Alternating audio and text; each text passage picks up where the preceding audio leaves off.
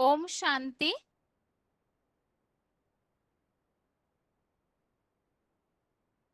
भगवत गीता श्लोक क्लास में आज का श्लोक है 13वें अध्याय का 23वां श्लोक। अध्याय 13 का श्लोक नंबर 23। श्लोक है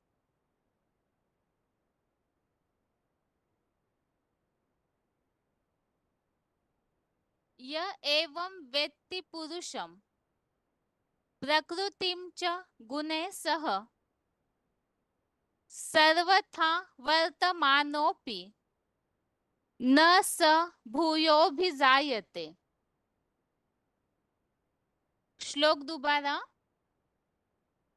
य एवं वेत्ति पुरुषम प्रकृतिम च गुणे सह सर्वथा वर्तमानोपि न स भूयोभिजायते।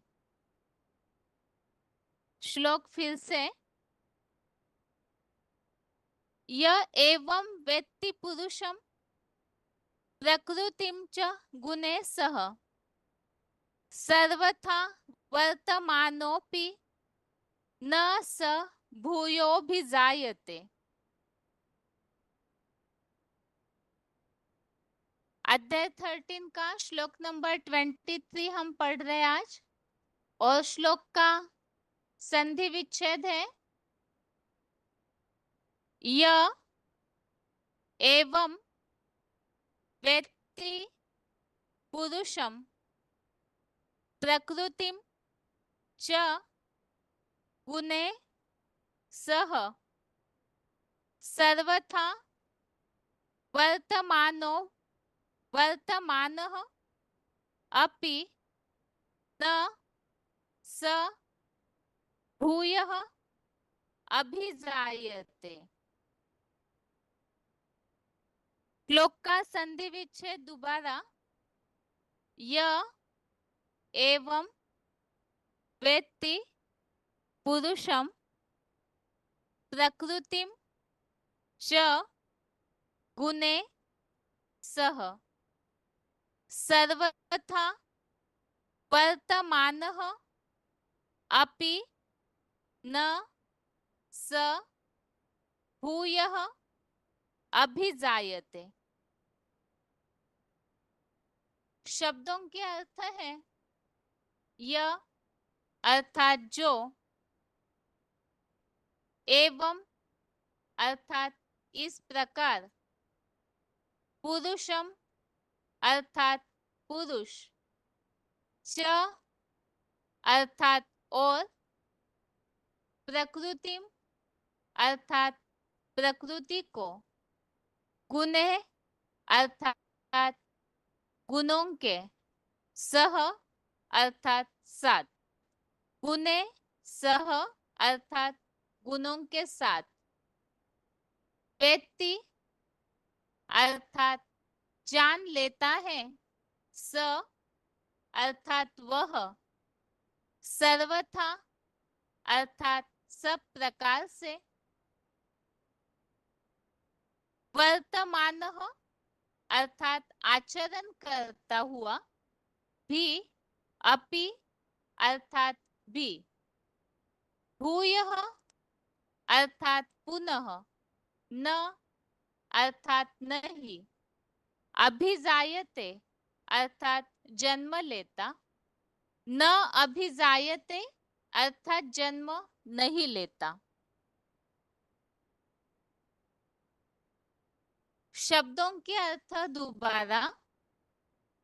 यह अर्थात जो, एवं अर्थात इस प्रकार, पुरुषम अर्थात पुरुष, च अर्थात और, प्रकृतिम अर्थात प्रकृति को, गुणे अर्थात गुणों के, सह अर्थात साथ, गुणे सह अर्थात गुणों के साथ, व्यक्ति अर्थात जान लेता है, स अर्थात वह, सर्वथा अर्थात सब प्रकार से, वर्तमानः अर्थात आचरण करता हुआ, अपि अर्थात भी, भूयः अर्थात पुनः, न अर्थात नहीं, अभिजायते अर्थात जन्म लेता, न अभिजायते अर्थात जन्म नहीं लेता। 13वें अध्याय का 23वां श्लोक, और श्लोक का अर्थ है, जो इस प्रकार पुरुष और प्रकृति को गुणों के साथ जान लेता है, वह सब प्रकार से आचरण करता हुआ भी पुनः जन्म नहीं लेता। यहाँ पर 13वें अध्याय में 13वें अध्याय के 19वें श्लोक में अध्याय 13 का श्लोक नंबर 19 से यहाँ टॉपिक जो चेंज हुआ है, प्रकृति और पुरुष का विषय। जैसे कि हम शुरू से श्लोकों को समझते हुए आए हैं, तो 13वें अध्याय में विशेषकर इसका कनेक्शन 12वें अध्याय से किस तरह है, उसे भी हमने समझा है। क्योंकि 12वें अध्याय में भगवान के प्रिय भक्तों का वर्णन बताया है, उनकी स्थिति, उनके गुण, और किस तरह से रहते हैं, क्या पुरुषार्थ करते हैं। तो ऐसे जो प्रिय भक्त है, उनके बारे में 12वें अध्याय के अंतिम श्लोकों में इस तरह उल्लेख है कि भगवान के दिए हुए ज्ञानामृत अर्थात धारणामृत का आचरण करना ऐसे भक्त प्रिय है। तो इसीलिए 13वें अध्याय में वास्तविक ज्ञान क्या है, उसे समझाया जा रहा है। जैसे कि शुरू से हमने श्लोकों को समझा, क्षेत्र और क्षेत्रज्ञ, इन दोनों को जानना ही वास्तविक ज्ञान है।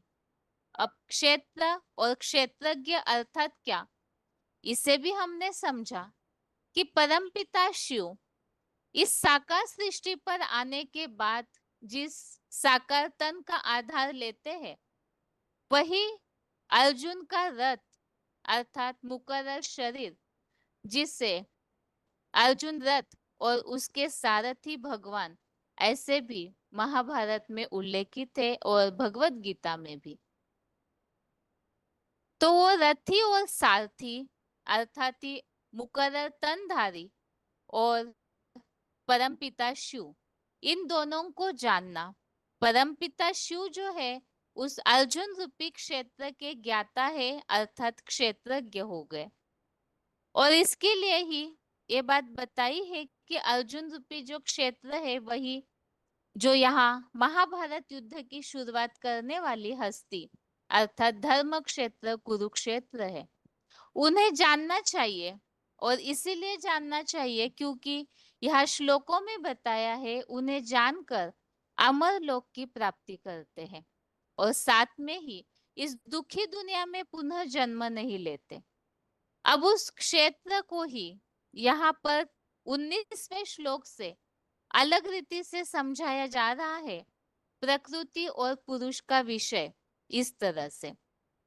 यहाँ पर हमने दो प्रकार से इन श्लोकों को समझा है। एक तो सर्वसामान्य रीति से जो भी इस सृष्टि पर मनुष्य आत्माएं हैं, तो वो मनुष्य आत्माएं शरीर रूपी प्रकृति में बंधी हुई है। और उसके लिए भी हमने समझा कि प्रकृति और पुरुष, ये सृष्टि वास्तव में प्रकृति और पुरुष का खेल है, और वो दोनों को भी अनादि जानो। अर्थात मनुष्य शरीर रूपी जो प्रकृति है, वास्तव में मनुष्य जो है वो तो शरीर छोड़ते रहते हैं, जन्म मरण के चक्र में आते रहते हैं, अर्थात अपनी जो 5 तत्वों की प्रकृति है उससे बदलते रहते हैं। बाकी ये जो विशाल रूप से ये जो प्रकृति फैली हुई है, तो ये अनादि है। इसकी शुरुआत कहाँ से हुई या ये पूरा नष्ट हो जाए, ऐसे होता नहीं। ठीक इसी तरह से आत्मा, जिसे पुरुष कहा गया है, तो ये भी अनादि है। और इसी श्लोक में, यहाँ 19वें श्लोक में ये बात समझाई है कि विकारों को और 3 गुणों को प्रकृति से उत्पन्न हुआ जानो। आगे ये विकार और प्रकृति के 3 गुण इसी संबंधित आगे के श्लोकों में बताया हुआ है।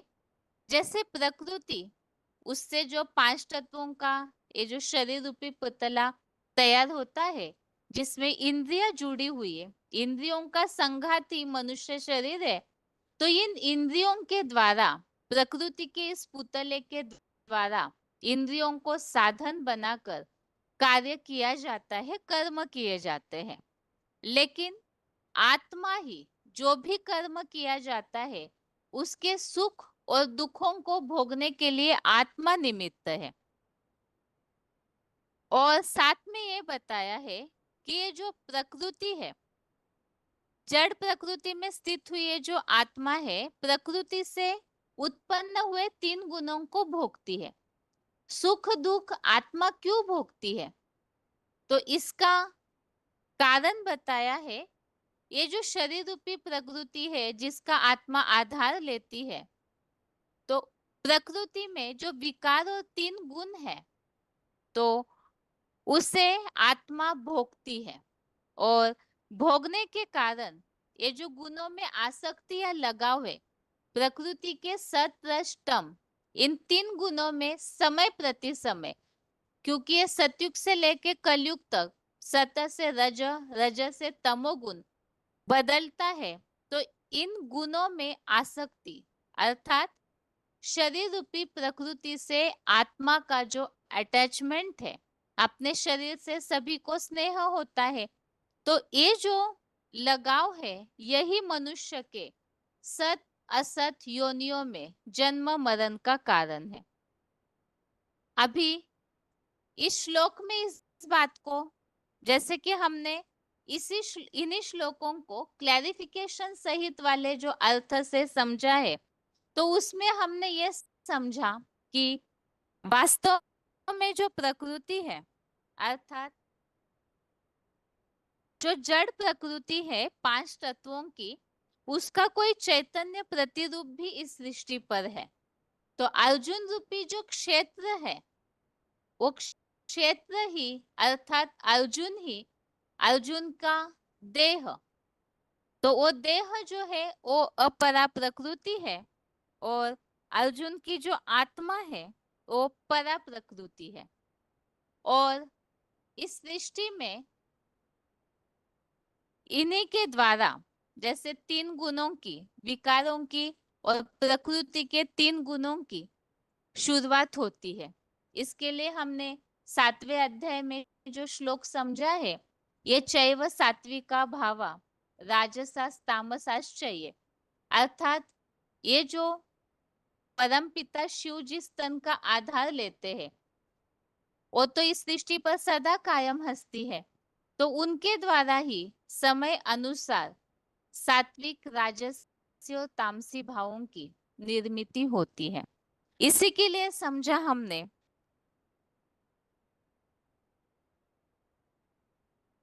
अर्जुन के शरीर में ही, जैसे 22वें श्लोक में इस बात को समझाया हुआ है, अर्जुन के शरीर में परम पुरुष जो है वो समीप दृष्टा है, कार्यों की अनुमति दाता है, भरण पोषण करता भोगता है।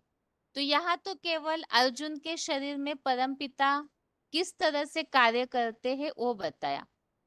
जैसे कि यहाँ श्लोकों में हम सिंपल जो साधारण अर्थ है, उसमें इस बात को समझ रहे हैं कि आत्मा हर शरीर रूपी इंद्रियों के द्वारा अपना कार्य करती है, प्रकृति के गुणों को भोगती है और सुख दुख का कारण बनती है। तो इसी तरह से अर्जुन रूपी जो प्रकृति है, उनकी देह में परम पिता शिव, अर्थात तो सदैव ज्योति बिंदु स्वरूप आत्मा है, सदा शिव ज्योति कहे जाते हैं। तो वो परम पिता शिव की जो आत्मा है, और इस शरीर के द्वारा पुरुषोत्तम संगम युग में पूरी तरह से कार्य करती है, समीप दृष्टा है, कार्यों की अनुमति दाता है, भरण पोषण करता है। अर्जुन व्रत में किस तरह परमपिता शिव की आत्मा कार्य करती है वो यहाँ बताया है क्लैरिफिकेशन वाले अर्थ में। अभी आज के इस 23वें श्लोक में ये बात बताई हुई है कि जो इस प्रकार इस पुरुष और प्रकृति को गुणों के साथ जान लेता है, तो पुरुष और प्रकृति अर्थात जो क्लैरिफिकेशन सहित अर्थ है उसे भी हमने समझा। अर्जुन रूपी जो अपरा और परा प्रकृति अर्थात अर्जुन का देह जिस तन के द्वारा परमपिता कार्य कर रहे और उनकी आत्मा जिनके गुणों के बारे में हमने पिछले 1 से 19वें श्लोकों में काफी सारी बातों को समझा है, तो जो इस तरह से उन्हें जान लेता है तो सब प्रकार से आचरण करता हुआ पुनः जन्म नहीं लेता है। ये तो क्लैरिफिकेशन सहित अर्थ में जो बात है उसे हमने समझा। इसके अलावा हर एक व्यक्ति जो भी अपने प्रकृति के 3 गुण है उन गुणों के साथ आत्मा की वास्तविकता को जानते हैं। आत्मा जो है मूल रूप में सत्व गुणी है, निर्विकारी है, जो कि दूसरे अध्याय में इसका उल्लेख मिलता है आत्मा के गुणों के बारे में। तो जो इस बात को जानता है कि आत्मा जो है मूल रूप में निर्विकारी है, प्रकृति से अटैच होते ही आत्मा विकारों में आती है और 3 गुणों से प्रसारित होते होते उसका पतन होता है।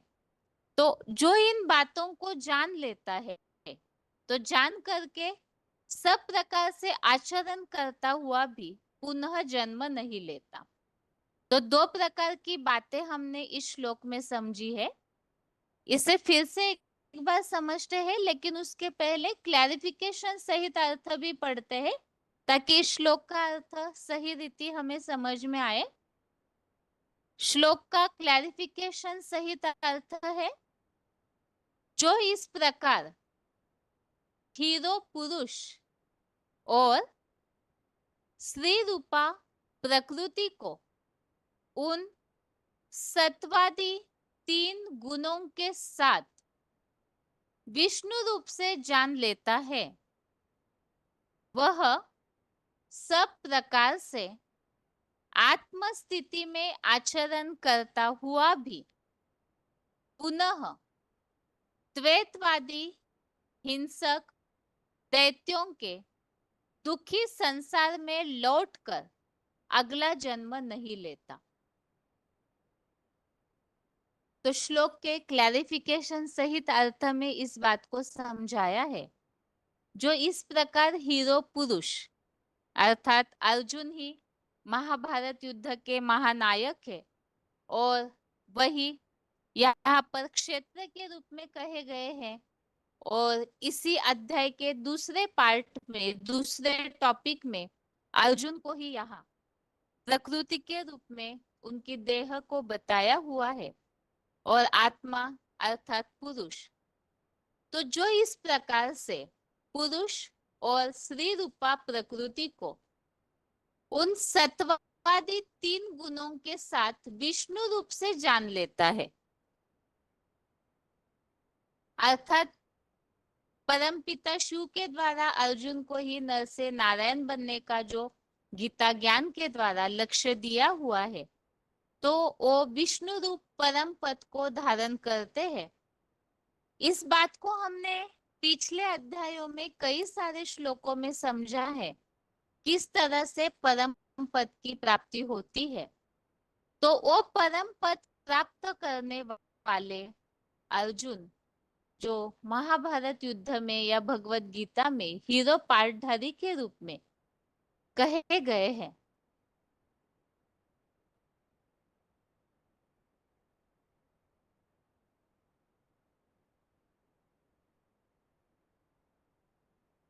तो उस अर्जुन रूपी रथ को हमें जानना है उनके गुणों के साथ कि वो किस तरह से विष्णु पद प्राप्त करने वाले हैं।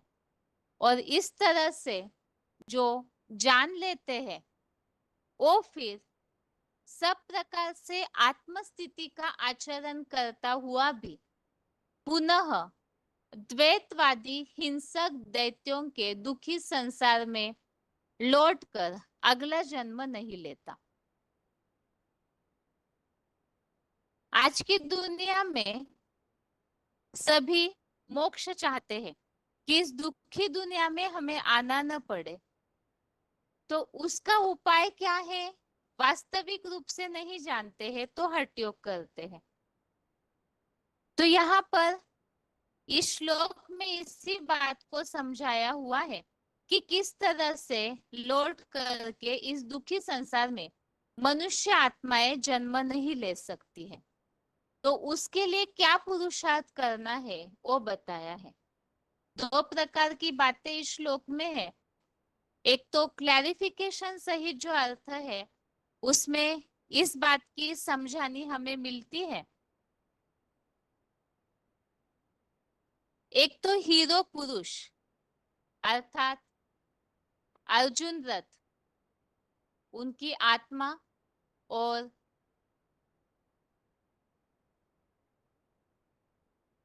वो साकार शरीरधारी प्रैक्टिकल में कौन है उन्हें हमें जानना है।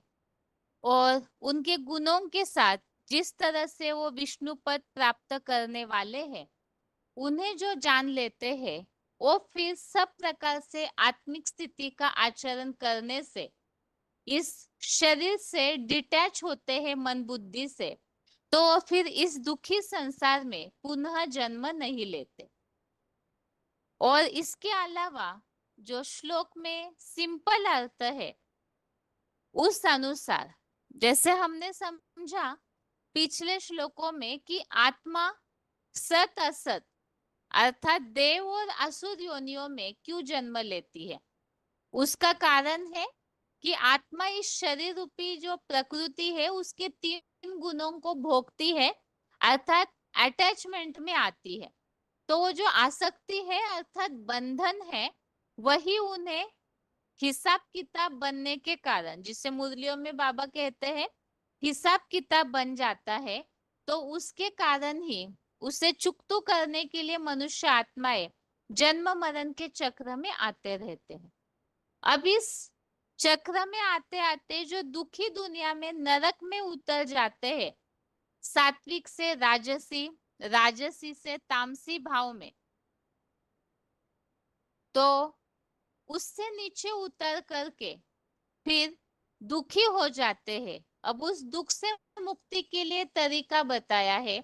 एक तो उस साकार में आए हुए निराकार परमपिता साथ में उस विष्णु रूप को परम पदधारी को जानना उनकी स्थिति को जानना और ऐसे जान करके आत्मिक स्थिति की प्रैक्टिस करना। दूसरी बात इस शरीर के अटैचमेंट के कारण ही दुखी दुनिया में जन्म मरण के चक्र में आते हैं। तो इसीलिए ही इन बातों को जानकर जो शरीर से पूरी तरह डिटैच होकर आत्मिक स्थिति का आचरण करते हैं तो फिर इस दुखी दुनिया में जन्म नहीं लेते। तो स्वर्ग की दुनिया में अर्थात जो नई दुनिया भगवान स्थापन करते हैं सतयुग उसमें जन्म लेते। तो मूल बात है आए हुए परम पिता को जो साकार तन में आए हैं उस विष्णु रूप परम पदधारी को उनके गुणों सहित जानना और आत्मिक स्थिति का आचरण करना प्रैक्टिस करना। इस श्लोक में जो उल्लेख आया है भगवान को जानने के बाद पुनर्जन्म में नहीं आते दुखी संसार में नहीं आते इसी संबंधित यहाँ रेफरेंस श्लोक लिए हुए हैं। एक तो है चौथे अध्याय का 9वां अध्याय 4 का श्लोक नंबर 9 है। इसमें बताया हुआ है जन्म कर्म च में दिव्यम एवं यो वेत्ति तत्वतः त्यक्त्वा देहम पुनर्जन्म नैति मामेति सो अर्जुन। जो इस प्रकार मेरे दिव्य जन्म अर्थात मानवीय रथ कपिध्वज अर्जुन और इस मुकर्रर रथ के जन्म और कर्मों को, भगवान के दिव्य जन्मों और कर्मों को जो तत्वों सहित अर्थात अर्जुन रथ के सहित जानते हैं, तो वो क्षेत्र और क्षेत्रज्ञ को जानता है और वो इस देह रूप देहभान को त्याग कर मुझ सदगति दाता सदाशिव ज्योति को बाप टीचर सदगुरु के रूप में पाता है और फिर इस नारकीय दुखधाम में जन्म नहीं लेता, विष्णु लोकीय स्वर्गीय संसार में ही जाता है। तो इस तरह से इस श्लोक में इस बात को स्पष्ट किया है कि भगवान के दिव्य जन्म और कर्म को, अर्थात जिस तन के द्वारा भगवान का दिव्य जन्म होता है उसे जानना है, और जो सही रीति से जानते हैं और फिर इस दुखी दुनिया में जन्म नहीं लेते, अर्थात भगवान की जो इस कलयुगी संसार में भगवान आकर जो परिवर्तन का कार्य कर रहे हैं दिव्य जन्म लेकर जिस तन के द्वारा, उन्हें जानना जरूरी है, तभी इस नरक की दुनिया से मुक्ति हो सकती है और वास्तविक रूप से स्वर्गीय दुनिया में पहुंच सकते हैं। अगला रेफरेंस श्लोक है 13वें अध्याय का 12वां अध्याय 13 का श्लोक नंबर 12 है। इसमें भी बताया है जो परमपिता शिव ज्योति प्लस परमात्मा जानने योग्य है, जिसे जानकर सदा अमरता का अनुभव करता है। तो भगवान जिस तन के द्वारा कार्य करते हैं तो परमपिता प्लस परमात्मा जानने योग्य है, उन्हें जानने वाले अमर बन जाते हैं, अर्थात इस दुखी दुनिया में नहीं आते, मृत्यु लोक में नहीं आते हैं। इसी तरह से 15वें अध्याय का चौथा अध्याय 15 का श्लोक नंबर 4 है, जिसमें बताया है कि उस परम कल्याणकारी पुरुषोत्तम संगम युग से उस अतीन्द्रिय सुखदायी कलातीत परम पद विष्णु लोक को खोजना चाहिए। आज के श्लोक में हमने इसी बात को समझा है कि उस हीरो पुरुष और साथ में श्री रूपा प्रकृति अर्थात अर्जुन रथ, उनकी आत्मा, उनमें प्रविष्ट परम पिता शिव, इन्हें गुणों सहित जो जानता है उस विष्णु पद को, तो वो इस दुखी दुनिया में नहीं आते। इसी बात को इस श्लोक में भी बताया है कि इस पुरुषोत्तम संगम युग में जो उस परम पद को खोजना चाहिए, जिस वैकुंठ में गए हुए पुनः नर निर्मित नरक में नहीं लौटते हैं, और निश्चय ही उसी आदिदेव परम पुरुष हीरो पाठधारी की शरण लेनी चाहिए। तो इस तरह से इस श्लोक के अर्थ में हमने मुख्य बातें समझी। अर्जुन रथ अर्थात जो विष्णु परम पद की प्राप्ति करने वाले हैं, उन्हें हमें जानना चाहिए, और जान करके जो आत्मिक स्थिति का आचरण करते हैं और फिर इस दुनिया में दुखी संसार में वापस लौट के नहीं आते। और साथ में ही प्रकृति और पुरुष का ये जो खेल है, जिसके कारण आत्माएं जन्म मरण के चक्र में आती है, तो उसे जानने से आत्मिक स्थिति का जो आचरण करते हैं और फिर इस दुखी दुनिया में नहीं आते। तो मुख्य तो है मुकर्रर तन में आए हुए परमपिता शिव को जानना और आत्मिक स्थिति की प्रैक्टिस करना। अभी आज के श्लोक का उच्चारण सुनते हैं, उसके बाद पॉइंट्स।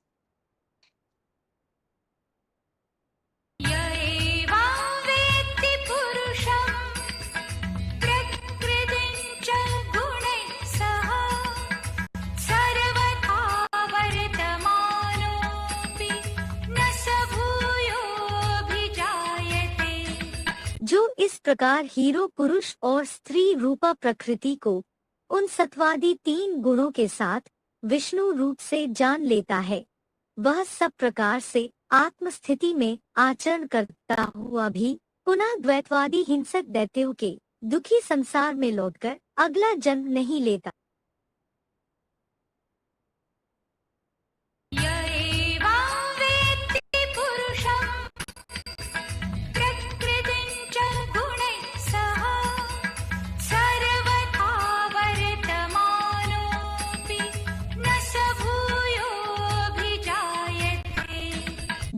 प्रकार हीरो पुरुष और स्त्री रूपा प्रकृति को उन सत्वादी 3 गुणों के साथ विष्णु रूप से जान लेता है। वह सब प्रकार से आत्मस्थिति में आचरण करता हुआ भी पुनः द्वैतवादी हिंसक दैत्यों के दुखी संसार में लौटकर अगला जन्म नहीं लेता। आगे है श्लोक संबंधित पॉइंट्स।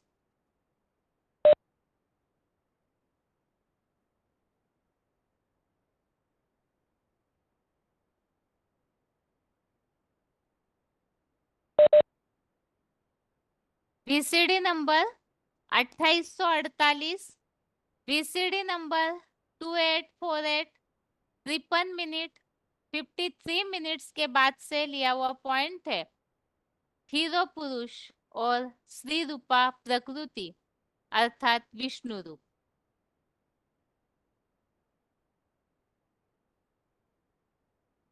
विष्णु माने स्त्री और पुरुष दोनों मिल गए तो विष्णु हुए, उसको विष्णु कहा जाता है। जिनके संस्कार मिलकर के स्त्री पुरुष के एक हो जाएं, स्वभाव संस्कार।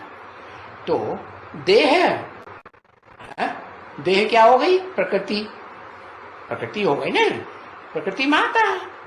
और प्रकृति माता का पति प्रकृति पति। वो प्रकृति पति कौन हुआ बता? अरे तेरी दे प्रजापिता, जो सारी सृष्टि का पिता है ना, वो पिता भी बनता है और सारी दुनिया की मनुष्य आत्माओं का पति भी है। पति माने रक्षा करने वाला, है कि नहीं? तो बताया कि वो प्रजापति जिसे कहा जाता है और वो उसका शरीर अम्मा का पार्ट बजाता है। अगला पॉइंट है VCD number 2243, VCD number 2243 24 minute 24 minutes के बाद से लिया हुआ पॉइंट है विष्णु रूप को जानकर आत्मस्थिति का आचरण।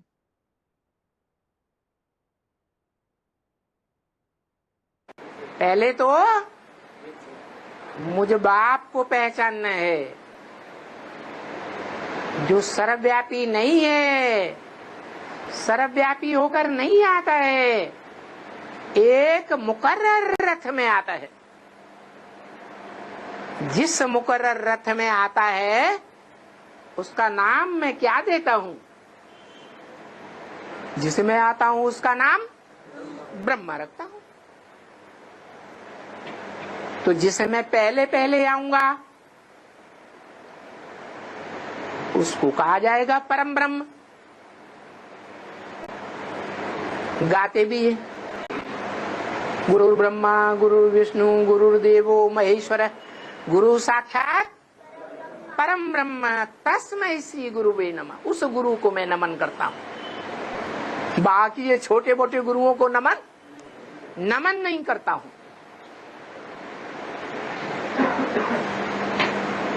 तो ऐसे नहीं कहना चाहिए कि मैं सिर्फ पतितों को पावन बनाने के लिए आता हूं या स्वर्ग में देवी देवताओं की राजधानी स्थापन करने आता हूं।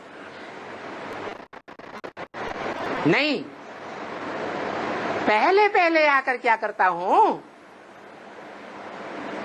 है पहचान देने आता हूं, जानकारी देने आता हूं।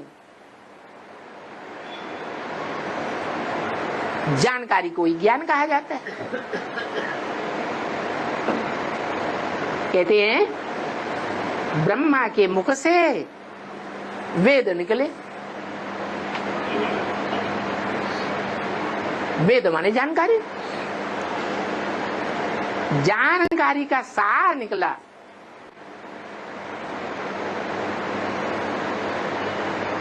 तो मैं आकर के पहले पहले सामान्य जानकारी देता हूं, अपनी भी और तुम बच्चों की भी। क्या सामान्य जानकारी? मैं भी ज्योति बिंदु हूं। कहाँ का वासी? ब्रह्म का वासी।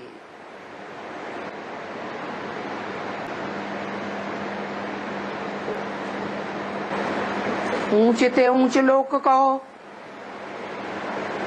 तो भी कहेंगे ब्रह्मलोक का वासी। और तुम बच्चे तो जो मेरे से सन्मुख सुनते हो, वो ब्रह्मलोक में जिसे ऊंचे ते ऊंचे लोक कहा जाता है, वहां पहले जाते हो या पहले इसी दुनिया में ब्रह्मलोक को पहचानते हो? मैंने तो बता दिया कि तुम बच्चे परम धाम कहो, ब्रह्मलोक कहो, ब्रह्मलोक को इसी दुनिया में उतार लेंगे। क्या तुम बच्चे उतार लेंगे? सारी दुनिया नहीं उतारेंगे। माने तुम इसी दुनिया में रहते रहते आत्मिक स्थिति में स्थित हो जाएंगे। अगला पॉइंट है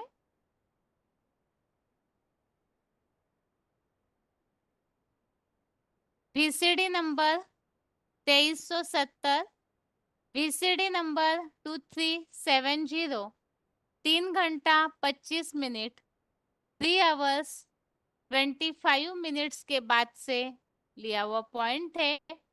आत्मस्थिति वाला दुखी संसार में लौटकर अगला जन्म नहीं लेता। कि नरक में मरेंगे तो नरक में जन्म ले लेगा, और स्वर्ग में मरेंगे तो स्वर्ग में जन्म मिलेगा। अरे हम तो सब नरक में ही बैठे हैं। कि स्वर्ग में कोई बैठा है? हैं? नरक में ही बैठे हैं। इसका मतलब हमें स्वर्ग में जन्म कभी मिलेगा ही नहीं है? हाँ जी, वाइब्रेशन की बात है। जैसा जैसा भाव है हमारा, जैसा जैसा वाइब्रेशन है हमारा, अगर हम सुख के वाइब्रेशन में जिंदा हैं और लंबे समय तक हम सुख के वाइब्रेशन में जिंदा रहे हैं, तो मृत्यु के समय कैसा वाइब्रेशन बनेगा? सुख का ही वाइब्रेशन बनेगा। सारा वायुमंडल सुख का बनेगा। जैसे लक्ष्मी नारायण के चित्र में देखो, ज्ञान प्रकाश के वाइब्रेशन में है, ज्ञान प्रकाश की दुनिया में है कि भौतिकवादी दुनिया में है? पंचभूतों की दुनिया उनके दिमाग में काम नहीं कर रही है। उनका दिमाग, उनकी मन बुद्धि रूपी आत्मा आत्मिक मनन चिंतन में है। सृष्टि के आदि मध्य अंत के मनन चिंतन है। आत्मा के 84 पार्ट कैसे चलेंगे, वो आत्मा अपने पार्ट के मनन चिंतन में है। अपने परिवार के भांतियों के पार्ट के मनन चिंतन में है। क्योंकि मनुष्य सृष्टि का बाप है, तो बाप बच्चों के जीवन की सारी एक्टिविटी को जानता है। वो सारी मनुष्य सृष्टि का बाप। तो उसका वाइब्रेशन सुख का वाइब्रेशन है, ज्ञान का प्रकाश का वाइब्रेशन है, या अंधकार का वाइब्रेशन है? अंधकार में आत्मा ठोकर खाती है, दुखी होती है, या रोशनी में ठोकरें खाती है? अंधकार में ठोकरें खाती है। प्रकाश में, ज्ञान प्रकाश में ठोकरें खाने की बात ही नहीं। आत्मा को पता है कि हमको कहां जाकर के जन्म लेना है। कैसे वाइब्रेशन में जन्म लेना है, किन आत्माओं के बीच में जाना है, ये ज्ञान है। तो वो वाइब्रेशन, उस वाइब्रेशन से राधा कृष्ण जैसे बच्चे पैदा होते हैं। ऊंचे से ऊंचा वाइब्रेशन है। इस तरह से 13वें अध्याय के 23वें श्लोक संबंधित पॉइंट्स हमने समझे हैं। अभी आगे है रिवीजन।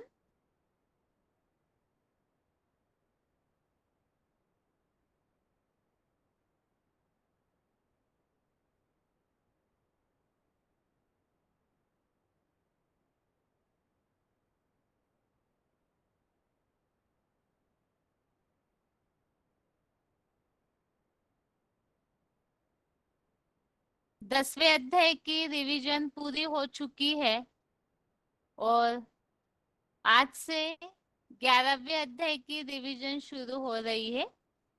और 11वें अध्याय में पहला और दूसरा श्लोक, अध्याय 11 का श्लोक नंबर 1, 2, ये दोनों भी श्लोक जुड़े हुए हैं, इसीलिए रिवीजन में ये दोनों श्लोकों को इकट्ठा पढ़ेंगे। 11वें अध्याय का नाम है विश्व रूप दर्शन योग, और जिसमें कि हमने पहले भी समझा है, भगवान ने अर्जुन को विराट रूप का दर्शन कराया। अब जैसे कि 10वें अध्याय में हमने विभूतियों के बारे में समझा कि जिन्होंने जितनी योग ऊर्जा से शक्ति भरी है, तो वो भगवान की दिव्य विभूतियां, उनके विस्तार का अंत नहीं। इसीलिए भगवान ने ये कहा कि इस सारे संसार को एक अंश से टिका कर स्थित हूँ।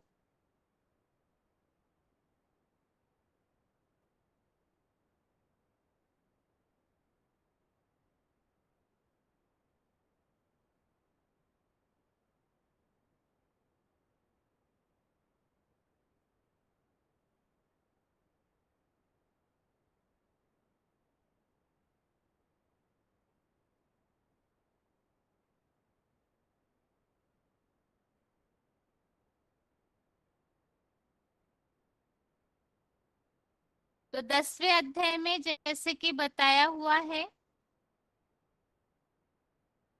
तुझे इतना ये सारे विभूतियों का विस्तार जानने से क्या प्रयोजन है, क्योंकि परमपिता शिव संपूर्ण जगत को अपनी योग शक्ति के एक अंश द्वारा टिकाकर इस महादेव के द्वारा स्थित है।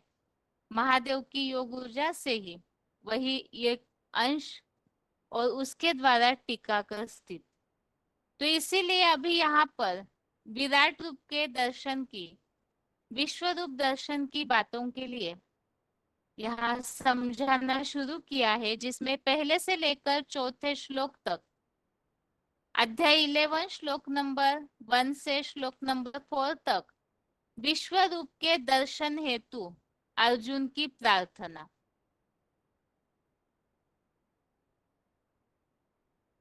यहाँ पर श्लोक है, अर्जुन उवाच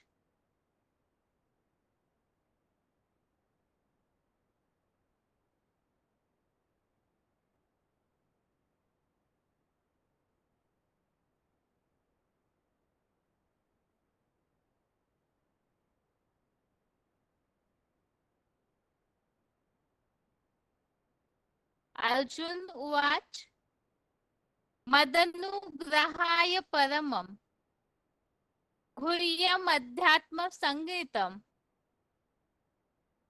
योक्तम वचस्तेन मोहोयम विगतो मम। 11वें अध्याय का पहला श्लोक है,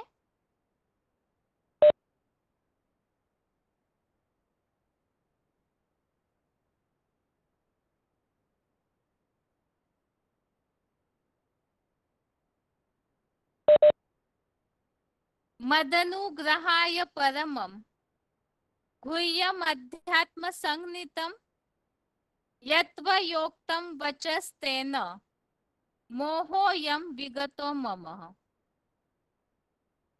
श्लोक का अर्थ है, आप दया निधान ने मेरे ऊपर दया करके जो अध्यात्म नाम का परम श्रेष्ठ रहस्य कहा है, उससे मेरा यह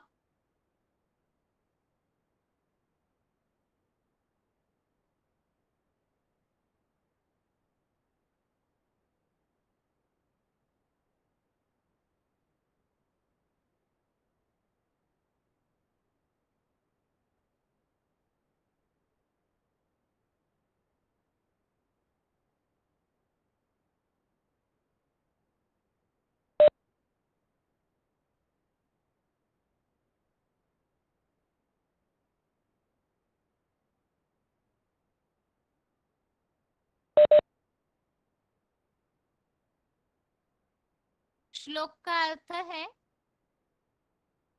आप दया निधान ने मेरे ऊपर दया करके जो अध्यात्म नाम का परम श्रेष्ठ रहस्य कहा है, उससे मेरा यह देह के संबंधियों का मोह दूर हो गया है।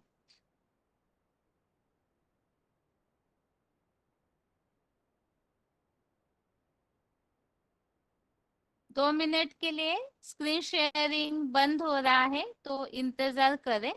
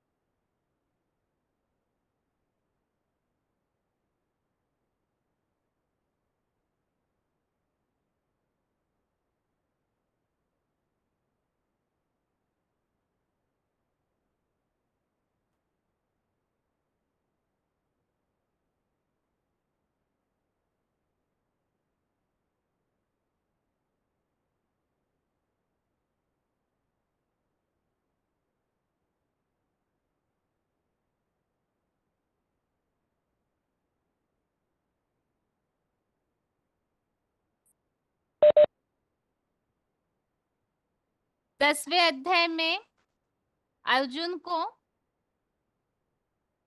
बहुत सारी विभूतियों के बारे में भगवान ने समझाया है, तो इसीलिए यहाँ पर अर्जुन ये बात कह रहे हैं कि आपने जो अध्यात्म नाम का परम श्रेष्ठ रहस्य अर्थात ज्ञान मुझे दिया है, अध्यात्म अर्थात आत्मा के अंदर का ज्ञान, तो इस ज्ञान को बताने के कारण मेरा देह के संबंधियों का मोह दूर हो गया है।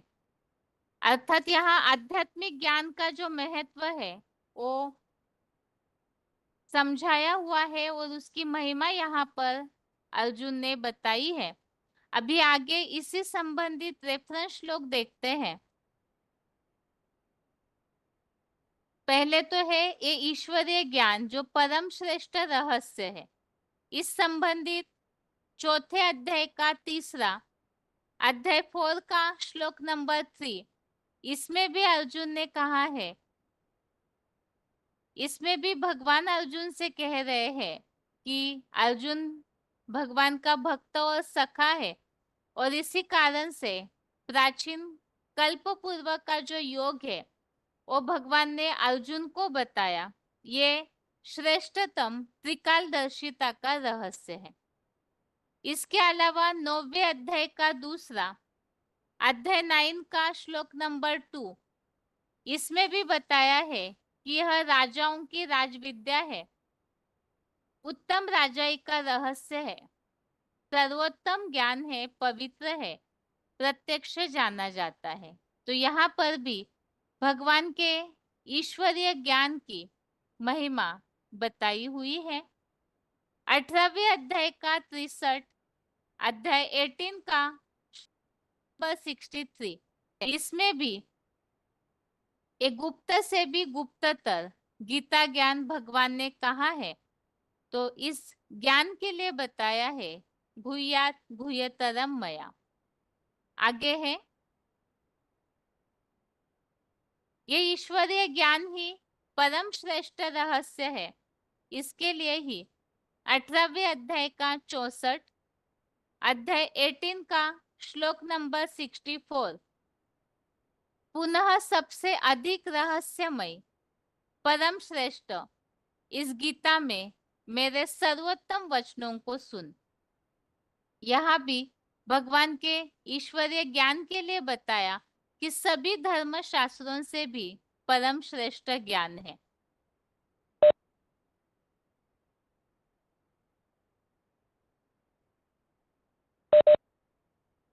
अठारहवें अध्याय का 68, अध्याय 18 का श्लोक नंबर 68, इसमें भी बताया है जो इस परम रहस्यमय ज्ञान को मेरे भाव भरे श्रद्धा युक्त भक्तों में सुनाएगा तो वो परम श्रेष्ठ भक्ति करके बिना संशय के मुझको ही प्राप्त होगा। तो यहाँ भी भगवान के ज्ञान से क्या प्राप्ति होती है वो बताई है। जैसे आज के इस रिवीजन वाले पहले श्लोक में बताया है अर्जुन ने कि इस आध्यात्मिक ज्ञान से मेरा देह के संबंधियों विषय जो मोह है वो दूर हो गया है। ऐसे ही यहाँ भगवान को प्राप्त करते हैं, ऐसे उल्लेख है 18वें अध्याय का 75, अध्याय 18 का श्लोक नंबर 75, इसमें भी बताया है व्यास की प्रसन्नता से यह रहस्यमय सर्वोत्तम स्वयं साक्षी आकर्षण मूर्त से योगियों के ईश्वर द्वारा कहते हुए सुना। तो इसमें भी बताया सर्वोत्तम सहज राजयोग का ज्ञान। आगे है,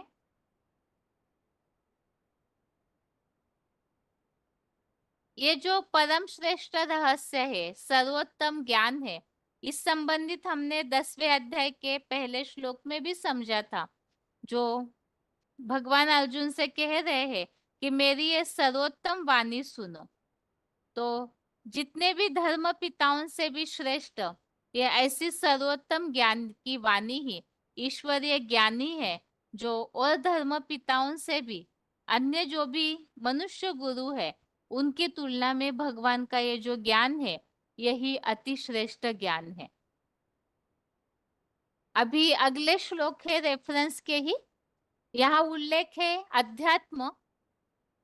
अध्यात्म अर्थात क्या, इस संबंधित 8वें अध्याय का 3, अध्याय 8 का श्लोक नंबर 3, इसमें बताया हुआ है आत्म रिकॉर्ड में अपना भाव अध्यात्म अधि प्लस आत्म कहा जाता है। 10वें अध्याय का 32, अध्याय 10 का श्लोक नंबर 32, इसमें बताया है विद्याओं में आध्यात्मिक विद्या हूँ, अध्यात्म विद्या विद्या नाम। अर्थात जितने भी और विद्याएं हैं उन सब से अध्यात्म विद्या जो है वो सर्वोच्च राजयोग की विद्या, सर्वोच्च ज्ञान है।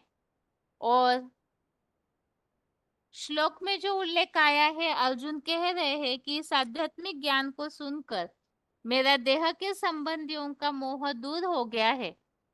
इस संबंधित 18वें अध्याय का 73, अध्याय 18 का श्लोक नंबर 73, इसमें उल्लेख है आपकी प्रसन्नता से मोह नष्ट हुआ, स्मृति प्राप्त हुई, संदेह रहित होकर मन से स्थिर हुआ हूँ और आपकी आज्ञा का पालन करूंगा। तो मोह नष्ट होता है ईश्वरीय ज्ञान से ही, ऐसे उल्लेख इस श्लोक में है।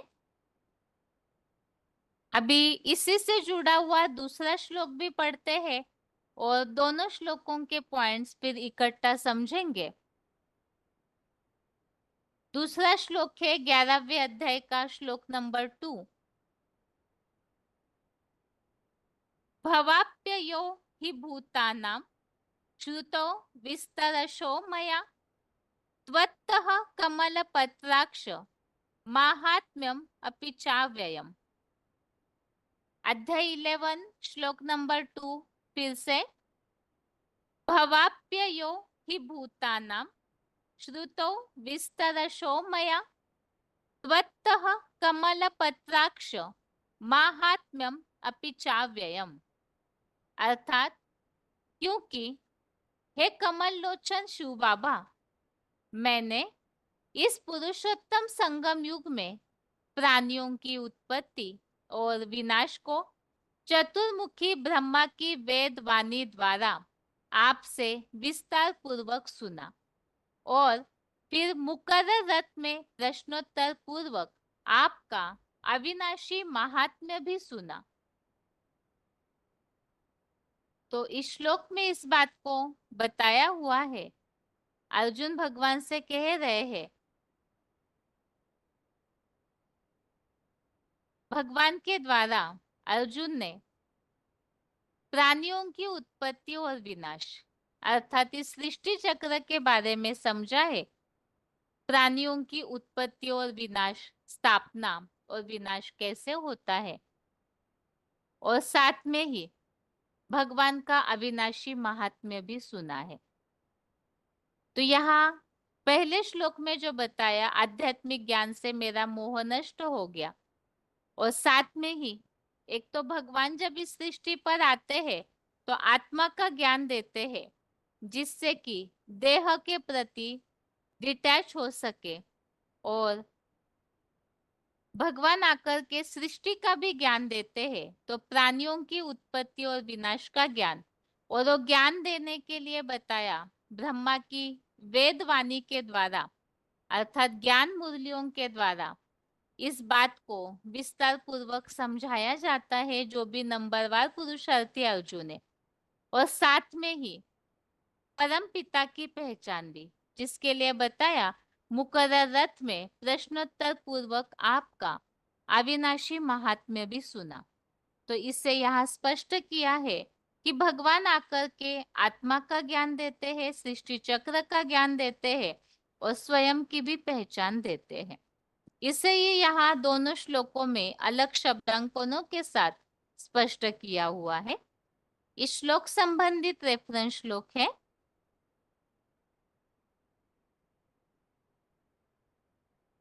प्राणियों की उत्पत्ति और विनाश। इसके लिए 7वें अध्याय का 6वां अध्याय 7 का श्लोक नंबर 6 इसमें उल्लेख आया है, सब प्राणियों का यह उद्गम है, ऐसा तू जान ले, और समस्त जगत का उत्पत्ति करता तथा विनाश करता हूँ। 9वें अध्याय का 18वां अध्याय 9 का श्लोक नंबर 18 है, प्रभवः प्रलय स्थानम निधानम बीजम अव्ययम। अर्थात इसमें बताया है उत्पत्ति विनाश और स्थिति हूँ। 10वें अध्याय का 34 अध्याय 10 का श्लोक नंबर 34 इसमें भी बताया हुआ है प्राणियों की उत्पत्ति और विनाश संबंधित मृत्यु सर्वहरश्चाहम उद्भवश्च भविष्यता। अर्थात सारे संसार का लोप करता, प्रलय करता महामृत्यु हूँ, और निकट भविष्यगत जड़ जंगम रूप में पैदा होने वालों का उद्गम हूँ। आगे है,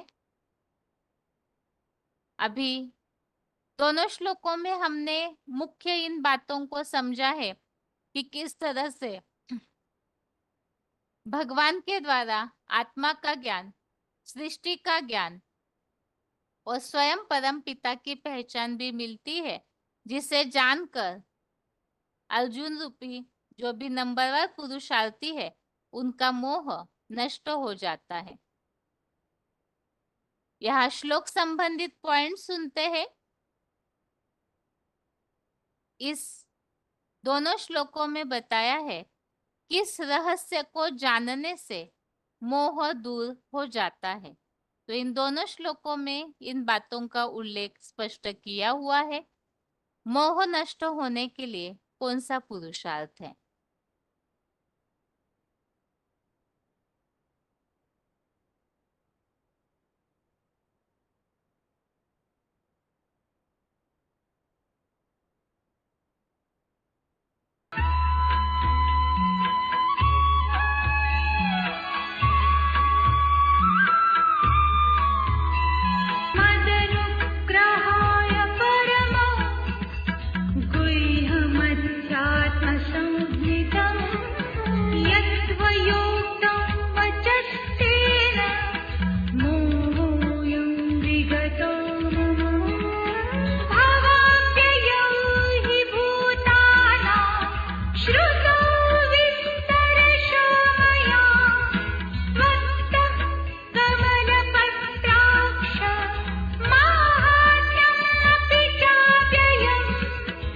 अर्जुन ने कहा, त्वया मदनुग्रहाय, आपने मेरे ऊपर दया करके यत अध्यात्म संज्ञितम परमम, जो अध्यात्म नाम का परम श्रेष्ठ गुह्यम वचः उक्तम रहस्य कहा है, तेन मम अयम मोह विगता, उससे मेरा यह मोह दूर हो गया है। ही कमल पत्राक्ष, क्योंकि है कमल लोचन, मया भूतानाम भवाप्ययो, मैंने प्राणियों की उत्पत्ति और विनाश को त्वत्तः विस्तरशः श्रुतो, आपसे विस्तार पूर्वक सुना, च अव्ययम महात्म्यम अपि, और अविनाशी महात्म्य भी, त्वया मदनुग्रहाय यत् अध्यात्म संज्ञितम परमम गुह्यम वचः उक्तम तेन मम अयम मोह विगता।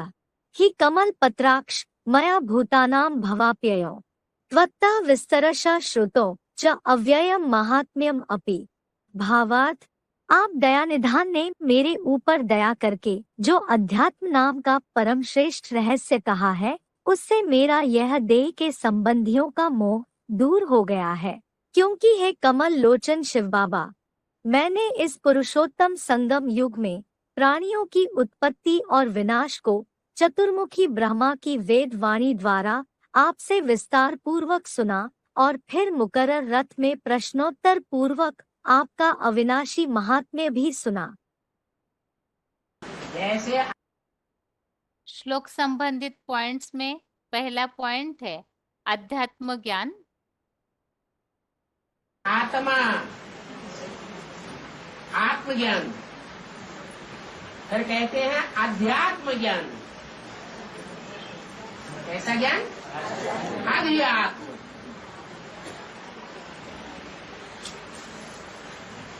आत्मा और अध्यात्म, आत्मा के अंदर का ज्ञान। अध्यात्म ना शरीर के अंदर का नहीं, शरीर के अंदर का ज्ञान तो आज वैज्ञानिकों को है,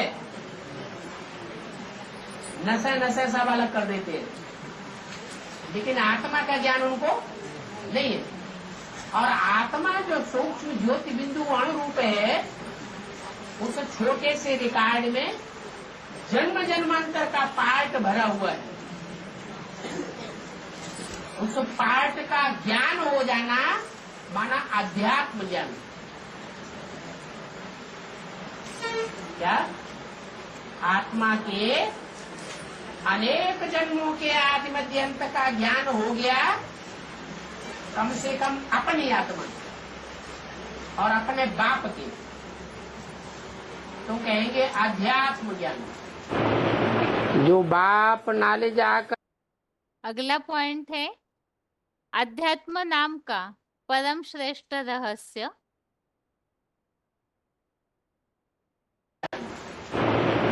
जो बाप नाले जाकर के कल्प कल्प समझाते हैं, वो कोई नई बात नहीं है। हाँ, इतनी नॉलेज है कि उसमें गुह्यता आती जाती है।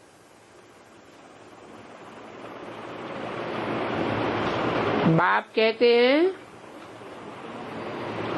मैं तुमको गुह्यतम ज्ञान सुनाता हूँ।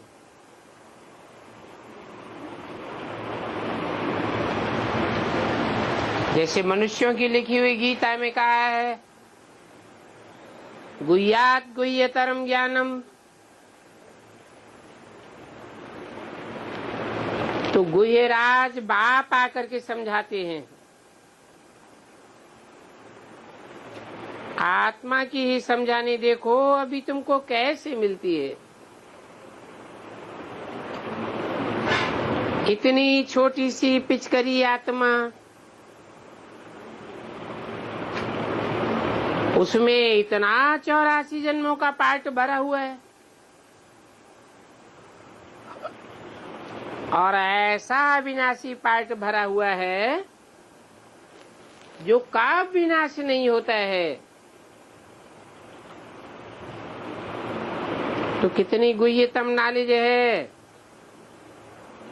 इसको वंडर ही कहें और क्या कहें।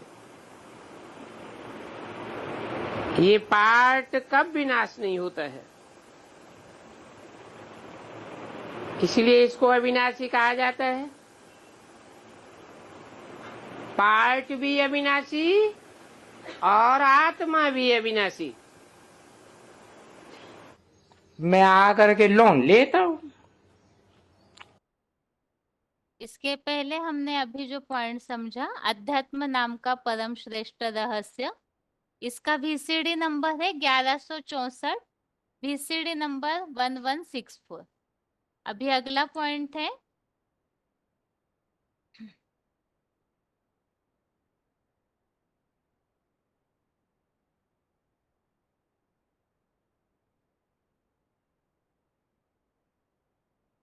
भगवान ही प्राणियों की उत्पत्ति और विनाश का ज्ञान देते हैं। VCD number 3933, VCD number 3933। मैं आकर के लोन लेता हूं, सिर्फ इनके बाजू में बैठता हूं। और क्यों बैठता हूं? मैं तुझे ये नॉलेज कैसे दूं?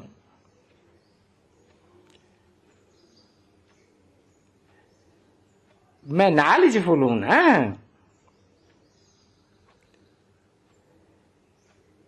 मैं बीज रूप हूं ना।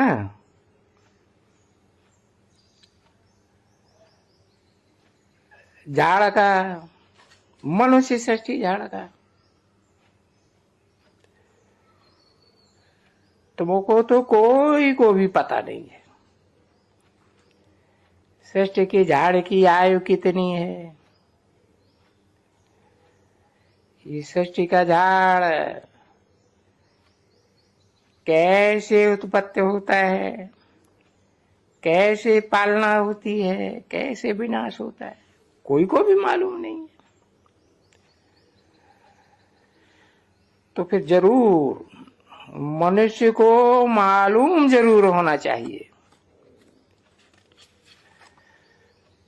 कोई जानवरों को तो मालूम नहीं होना है ना, तो मनुष्य ही पढ़ते हैं। कोई जानवर तो नहीं पढ़ते हैं ना। मनुष्य ये पढ़ाई से देखो कितना ऊंच पद पाते हैं। तो ये पढ़ाई है ना। अभी वो पढ़ाई है हद की,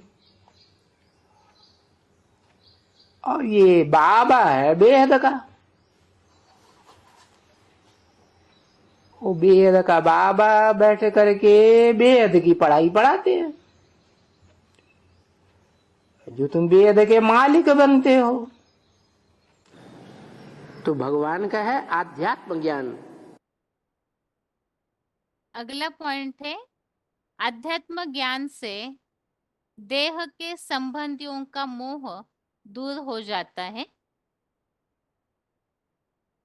वार्तालाप नंबर 1534, डिस्कशन नंबर 1534, 32 मिनट के बाद से लिया हुआ पॉइंट।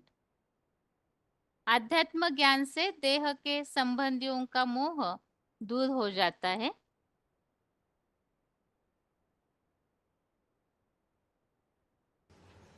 जो तुम वेद के मालिक बनते हो।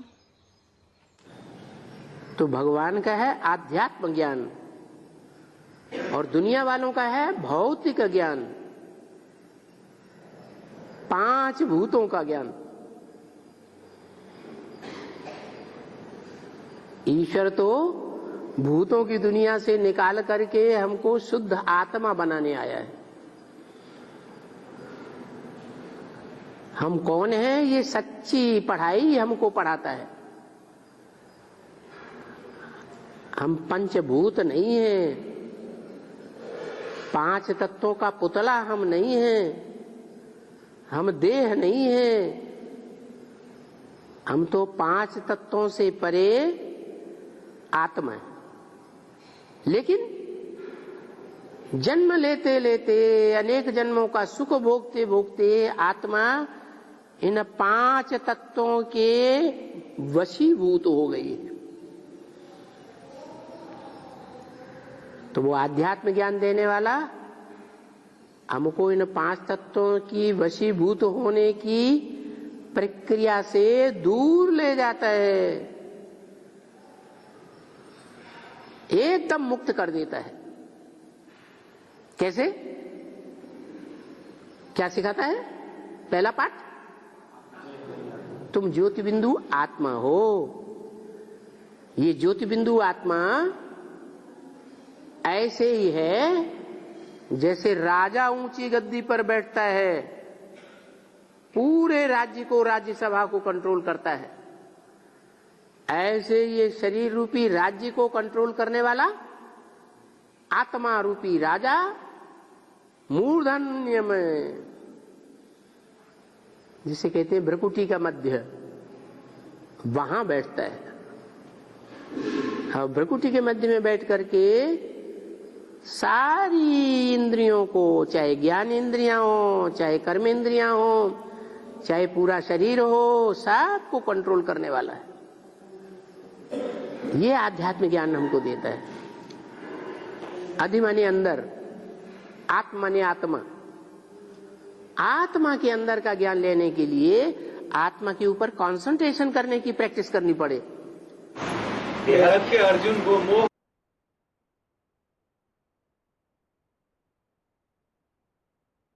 अगला पॉइंट है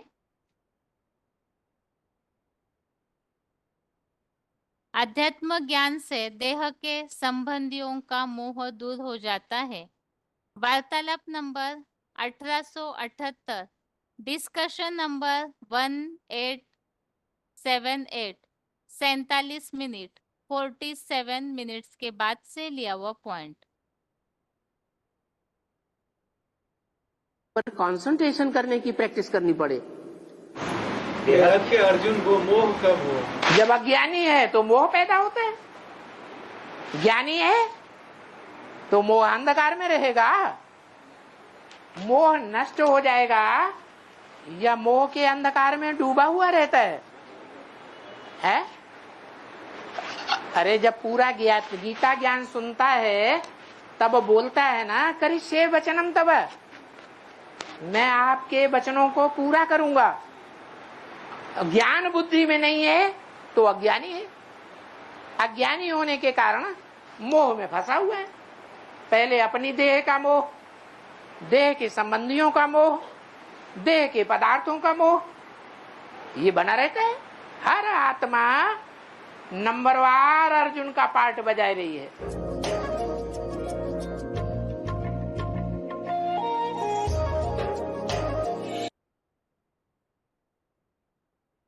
इस तरह से हमने 11वें अध्याय के पहले 2 श्लोकों के अर्थ को समझा है, जिसमें मुख्य बात ये बताई हुई है कि भगवान द्वारा जो अध्यात्म ज्ञान का परम श्रेष्ठ रहस्य बताया जाता है तो उससे अर्जुन का मोह दूर हो जाता है। तो इस आध्यात्मिक ज्ञान के साथ साथ हमने दूसरे श्लोक में समझा कि प्राणियों की उत्पत्ति और विनाश, और साथ में परम पिता का अविनाशी महात्म्य भी हमें पता चलता है। अभी आज के श्लोक को एक बार रिवाइज करके आज का क्लास पूरा करते हैं। 13वें अध्याय का 23, अध्याय 13 का श्लोक नंबर 23 श्लोक है, य एवं वेत्ति पुरुषं प्रकृतिं च गुणे सह सर्वथा वर्तमानोऽपि न स भूयोऽभिजायते। श्लोक दोबारा, य एवं वेत्ति पुरुषं प्रकृतिं च गुणे सह सर्वथा वर्तमानोऽपि न स भूयोऽभिजायते। अर्थात जो इस प्रकार हीरो पुरुष और श्री रूपा प्रकृति को उन सत्वादी 3 गुणों के साथ विष्णु रूप से जान लेता है, वह सब प्रकार से आत्मस्थिति में आचरण करता हुआ भी पुनः द्वैतवादी हिंसक दैत्यों के दुखी संसार में लौटकर अगला जन्म नहीं लेता। इस श्लोक में हमने इस बात को समझा है कि हीरो पुरुष अर्थात अर्जुन जो हीरो पार्टधारी है, और उनका जो रथ है देह, वो अपरा प्रकृति, आत्मा परा प्रकृति। तो उन्हें जो जानते हैं गुणों के साथ विष्णु रूप परम पद को, तो वो फिर आत्मिक स्थिति का आचरण करता हुआ इस दुखी संसार में जन्म नहीं लेता है।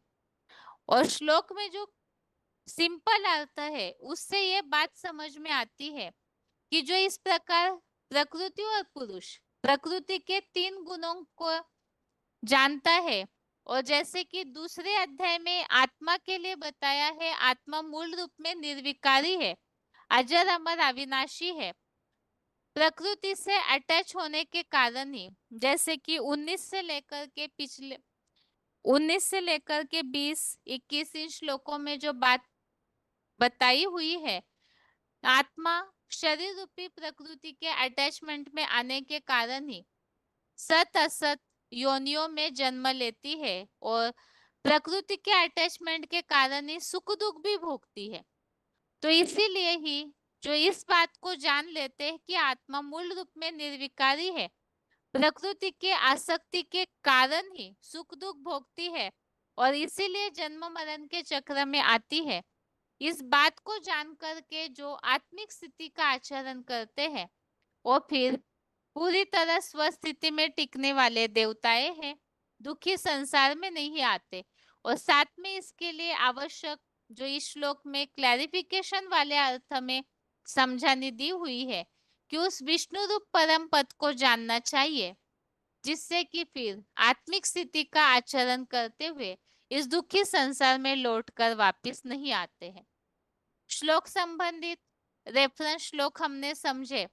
चौथे अध्याय का 9वां अध्याय 4 का श्लोक नंबर 9, इसमें स्पष्ट दिया है कि मेरे दिव्य जन्मों और कर्मों को जो तत्वों से ही जानता है, अर्थात ही अर्जुन रथ में जो 23 तत्व है, अर्थात वो अर्जुन रथ जो साधारण मानवीय शरीर है, उन्हें जो जानता है, वो फिर इस देहभान को त्याग कर अर्जुन रथ में परमपिता शिव भी प्रवेश है।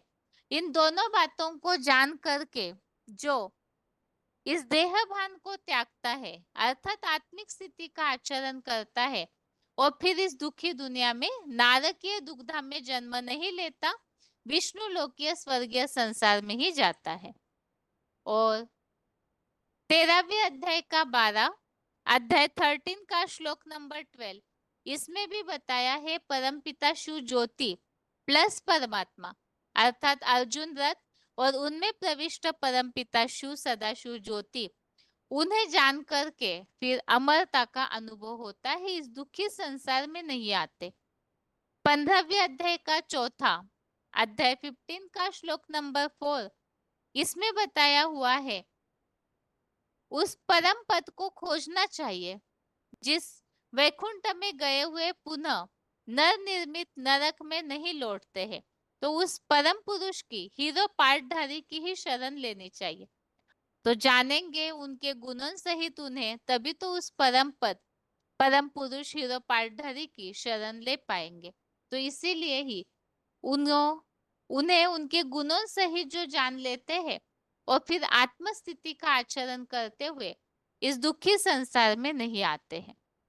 इस तरह से आज के क्लास में हमने 11वें अध्याय के पहले और दूसरे श्लोक को रिवीजन में समझा है, आध्यात्मिक ज्ञान का महत्व क्या है, और 13वें अध्याय के 23 अध्याय 13 के श्लोक नंबर 23 में 2 बातें समझी है।